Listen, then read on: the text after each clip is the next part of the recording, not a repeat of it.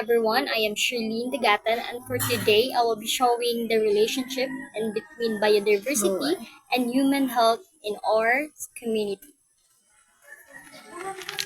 So karon maglibot ta gamay to show you some living organism nga makita nato diri and how they affect our health. This is mango tree, helps produce oxygen and clean the air. It also gives shade and helps keep the surroundings cool. Connection to human health. This tree is important because it gives us fresh air to breathe.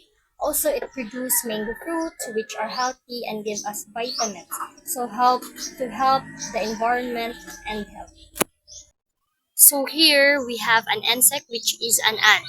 Makita rin sila usually sa ground or near food and very common ni sila sa atwang surroundings.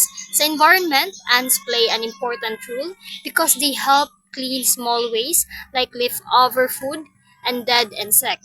In a way, murag sila og cleaners sa environment, helping keep things balanced.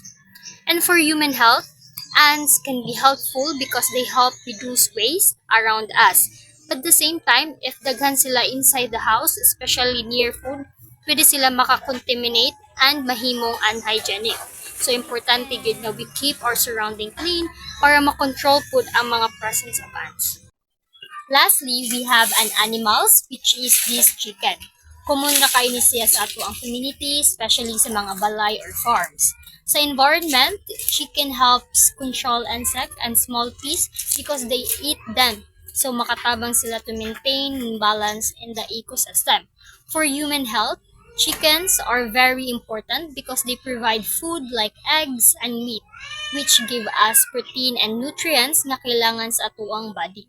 Pero at the same time, if dili sila properly taken care of, pwede sila makadala og bacteria or diseases mo na importante gyud ang proper hygiene and cleanliness.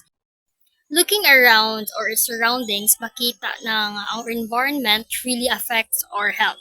If clean ang area, we have fresh air and less risk of diseases. But if naay basura or stagnant water, mahimo ni siya og breeding grounds sa mosquitoes which can cause dengue. Also, pollution like smoke can affect our lungs and breathing. So, importante gyud nga atong ampingan ato ang environment.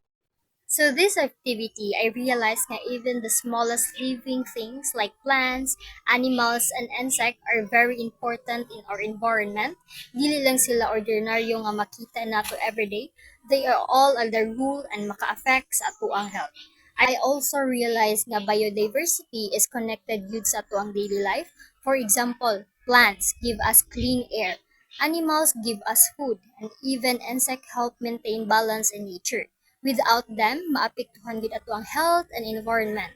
In my daily life, biodiversity helps me pinaagi sa clean air nga ato ang ginhawa, the food that I eat, and the environment where I live. If healthy ang environment, mas healthy food ta.